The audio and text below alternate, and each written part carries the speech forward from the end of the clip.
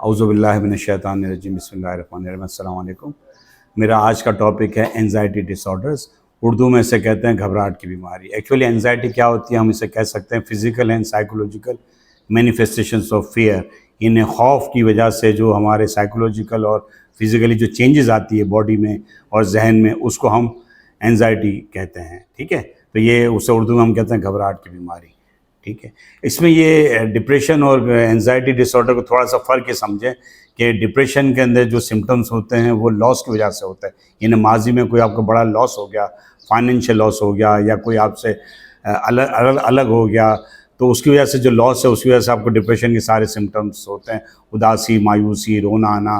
ठीक है, ये सारी चीज़ें होती हैं। जबकि एंजाइटी में जो आपको परेशानी होती है वो फ्यूचर के हवाले से होती है, मुस्तकबिल के हवाले से होती है कि मुस्तकबिल में क्या होगा, बच्चों का क्या होगा, मेरी जॉब का क्या होगा। ठीक है, मेरा एग्ज़ाम है, इसका क्या होगा। ऐसा तो नहीं कि मैं फ़ेल हो जाऊँगा, ऐसा तो नहीं कि जॉब से मैं निकाल दिया जाऊँ, ऐसा तो नहीं कि मुझे जॉब नहीं मिलेगी। तो फ्यूचर रिलेटेड जो भी घबराहट है वो सारे सिम्टम्स जो है वो एंजाइटी में आते हैं, और जो लॉस वगैरह के जो सारे सिम्टम्स हैं वो डिप्रेशन में आते हैं। एंजाइटी को हम इस तरह क्लासीफाई करते हैं कि जनरलाइज एंजाइटी डिसऑर्डर्स हो गया, फोबिक एंजाइटी डिसऑर्डर्स हो गया। फोबिक एंजाइटी को फिर हम 3 में डिवाइड करते हैं। एक हो गया सोशल फोबियाज़, एक हो गया स्पेसिफिक फोबियाज़, और तीसरा हो गया एगारोफोबिया। और एक किस्म होती है पैनिक एंजाइटी डिसऑर्डर्स। तो जनरलाइज जो एंजाइटी डिसऑर्डर्स है उसकी ड्यूरेशन 6 मंथ्स होती है। ठीक है, और उसमें जो सिम्टम्स होंगे एंजाइटी के वो ये होंगे कि परेशानी होगी, बेचैनी होगी, नींद आपकी डिस्टर्ब होगी, देर से नींद आएगी, आपको क्रैम्प्स वगैरह होने लगेंगे, बॉडी एक होने लग जाएगी, हेडेक होना शुरू हो जाएगा, ड्राइनेस ऑफ माउथ होगा। ठीक है, आपको चेस्ट पेन हो सकता है, पल्पिटेशंस हो सकती है। तो ये सारी अलामात जो है वो एंजाइटी की होना शुरू हो जाएगी जनरलाइज एंजाइटी डिसऑर्डर्स के अंदर। अब आते हैं हम फोबियाज़ की तरफ। स्पेसिफिक फोबिया जो है किसी ख़ास चीज़ का खौफ है, मसलन किसी को जहाज़ में जाने का खौफ है, किसी को रेल में सवारी का खौफ है, किसी को डॉक्टरों के पास जाने का खौफ है, किसी को ब्लड वगैरह देख के खौफ है, बाज़ लोगों को जानवर देख के खौफ आता है। तो ये जो स्पेसिफिक खौफ है ये मुख्तलिफ चीज़ों से होता है। ख़ासकर बच्चों में जो है वो एनिमल से बच्चे जो है ज़्यादा खौफज़दा होना शुरू हो जाते हैं। ये कहलाते हैं स्पेसिफिक फोबियाज़।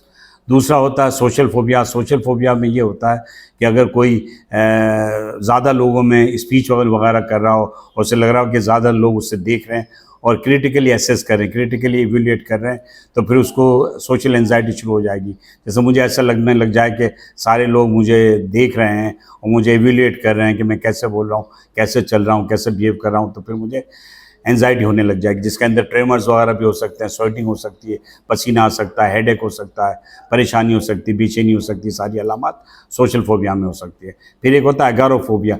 एगारोफोबिया में अमूमन आदमी अपने आप को कन्फाइंड करता है और घर से बाहर नहीं निकलता। उसके जहन में ये खौफ होता है कि अगर मैं घर से बाहर निकल के हुजूम में जाऊँगा तो फिर मुझे हार्ट अटैक वगैरह भी हो सकता है, और मुझे एंजाइटी घबराहट हो सकती है, पल्पिटेशन हो सकती है, स्वेटिंग हो सकती है। तो अपने आप को वो कन्फाइंड कर लेता है और ट्रैवलिंग से भी इज्तनाब करता है कि उसे लगता है कि अगर मैं दूर दराज के इलाकों में जाऊंगा तो मुझ पे जो है वो पैनिक अटैक्स होना शुरू ना हो जाए। तो ये एगारोफोबिया होता है। फिर आता है panic attacks. Panic attacks basically episodic anxiety होती है, नहीं एपिसोड्स में आती है, कंटिन्यूस एंजाइटी नहीं रहती। हफ्ते में जैसे 2 अटैक्स आ गए या महीने में 4 अटैक्स हो गए, तो ये मुख्तलिफ किस्म के एपिसोड्स होते हैं जिसमें सारे एंजाइटी के सिम्टम्स आपको मिल सकते हैं। ख़ासतौर पर ऐसा लगता है कि उससे हार्ट अटैक होने वाला है, चेस्ट पेन होगा, पल्पिटेशंस होगी, स्वेटिंग होगी, ट्रेमर्स होगी। तो ये ज़्यादातर पैनिक अटैक्स वाले कार्डियोलॉजिस्ट के पास भागते हैं। उससे ऐसा लगता है कि मुझे शायद जो है मायोकार्डियल इंफार्क्शन हो रहा है या हार्ट की प्रॉब्लम हो रही है। तो कार्डियोलॉजिस्ट कहता है कि नहीं, आपको ईसीजी नॉर्मल है और सारी चीज़ें नॉर्मल है, आपको तो पैनिक एंजाइटी डिसऑर्डर। फिर ये साइकियाट्रिस्ट के पास आते हैं। अच्छा, इसके कॉजेज़ के अंदर जो है वो मतलब जेनेटिक इन्फ्लुएंसेस हो गए कि अगर किसी को के ब्रेन में जीन्स मौजूद है एंजाइटी की, इसके पेरेंट्स को या सिबलिंग्स को है, तो उसमें भी आ सकते हैं और एंजाइटी वगैरह हो सकती है, क्योंकि वो ज़्यादा वल्नरेबल हो जाएगा कि कोई भी स्ट्रेसेस वगैरह है तो जिसकी जीन्स में मौजूद है उसको होने के चांसेस ज़्यादा हो जाएंगे। असल में जो एंजाइटी होते हैं सिम्टम्स, उसकी वजह से लाइफ के बहुत सारे स्ट्रेसेस होते हैं।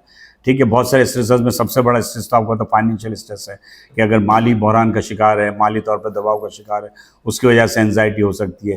फाइनेंशियल स्ट्रेसेस के अलावा आपके जॉब के स्ट्रेसेस हो सकते हैं, जॉब में अगर प्रेशर बहुत ज़्यादा है, रिलेशनशिप के स्ट्रेसेस हो सकते हैं, फैमिली के स्ट्रेसेस हो सकते हैं, फैमिली में अगर मियाँ बीवी में आपस में नहीं बन रही, या बच्चे जो है वो माँ बाप की बात नहीं मान रहे, तो बहुत सारे स्ट्रेसेस जो लाइफ के हैं, चाहे वो पढ़ाई से रिलेटेड हो, जॉब से रिलेटेड हो, या फाइनेंस से रिलेटेड हो, तो वो सारी फिर वो एंजाइटी कॉज कर सकते हैं। अब हम आते हैं एंजाइटी की जो है वो ट्रीटमेंट। बायोसाइकोसोशली हम उसको ट्रीट करते हैं, बायोलॉजिकली हम मेडिसिन से उसको ट्रीट करते हैं, को लॉजिकली और सोशली हम जो है वो ट्रीट करते हैं, जिसमें सीबीटी वगैरह का बड़ा रोल है, जिसमें हम उसकी कॉग्निशन को चेंज करते हैं, उसके बिहेवियर को चेंज करते हैं, जो कि साइकोलॉजिस्ट पे बहुत ज़्यादा काम करता है। तो सीबीटी का बड़ा अहम रोल है एंजाइटी डिसऑर्डर्स को रिमूव करने के लिए। फैक्टर्स के अंदर जिस तरह सोशली अगर कोई प्रॉब्लम है, फ़र्ज़ करें कि कोई है जो आइसोलेटेड है, उसकी शादी का इशू होता है, अगर उसकी शादी हो जाएगी तो उसकी वजह से उसकी एंजाइटी ख़त्म हो जाएगी। फाइनेंशियल इश्यूज़ है, अगर फाइनेंशियल क्राइसिस उसका ख़त्म हो जाएंगे। होमलेस है, होम के इश्यूज़ हैं, अगर उसको होम वगैरह प्रोवाइड किया जाएगा या होम उससे मिल जाएगा तो उसकी वो एंजाइटी जो है वो ख़त्म हो जाएगी। तो सोशली जो है जितने भी इश्यूज़ हैं, अगर हम उसको रिजॉल्व करेंगे तो उसकी एंजाइटी कम हो जाएगी। तो ये इसके ट्रीटमेंट है, बायोसाइकोसोशली हम लोग उसको ट्रीट करते हैं। और अगर सीवियर किस्म की एंजाइटी हो, जिसमें पेशेंट अपनी जान लेने पे आमद हो, सुसाइडल हो रहा हो, तो फिर हम उसको एडवाइस करते हैं कि वो एडमिट हो जाए, दाखिल हो जाए, ताकि फिर उसको सही मायनों में जो है वो असेस भी किया जा सके कि उसके ना सिर्फ सारे सिम्टम्स ख़त्म हो, बल्कि उसकी फंक्शनलिटी भी इंटैक्ट हो और फंक्शनलिटी भी वापस आए, और तीसरा कि क्वालिटी ऑफ लाइफ भी अच्छी हो, जिससे हम बेसिकली कहते हैं रिहेबिलिटेट करना उसे। तो बहुत बहुत शुक्रिया। अल्लाह हाफ़िज़।